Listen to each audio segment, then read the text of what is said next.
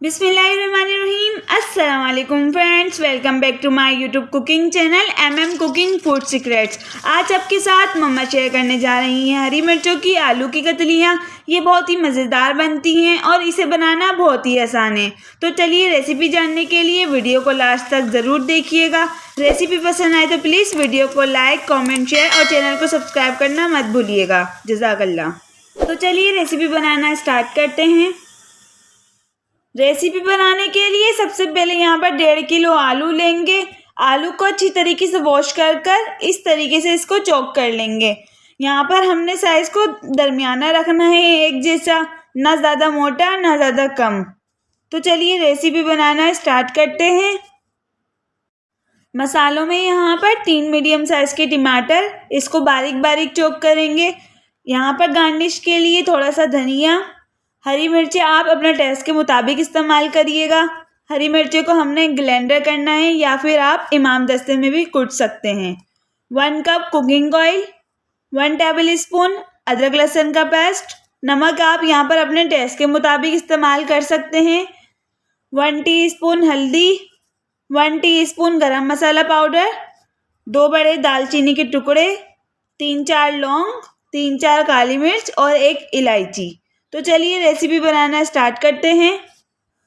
Recipe बनाने के लिए यहाँ पर एक पैन लेंगे। पैन को अच्छी तरीके से गर्म कर इसमें 1 कप कुकिंग ऑयल ऐड करेंगे। ऑयल को अच्छी तरीके से गर्म करना है। ऑयल अच्छी तरीके से गर्म होने के बाद यहाँ पर साबुत गरम मसाले ऐड करेंगे। इसको लाइट ब्राउन करना है, इससे बहुत अच्छा टेस्ट आता है।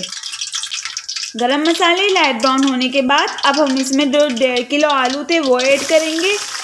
वो ऐड करने के बाद इसको हम अच्छी तरीके से मिक्स करेंगे। मिक्स करने के बाद हमने इसे 1-2 मिनट के लिए फ्राई करना है, इससे बहुत अच्छा टेस्ट आता है। 2 मिनट आलू को अच्छी तरीके से फ्राई करने के बाद यहाँ पर 1 टेबल स्पून फ्रेश अदरक लहसुन का पेस्ट ऐड करेंगे। अदरक लहसुन ऐड करने के बाद 1 टीस्पून हल्दी ऐड करेंगे। हरी मिर्चें आप अपने टेस्ट के मुताबिक लीजिएगा। यहाँ पर हमने हरी मिर्चों को ब्लेंडर कर लिया था, वो ऐड करेंगे। नमक भी आप अपने टेस्ट के मुताबिक इस्तेमाल कर सकते हैं।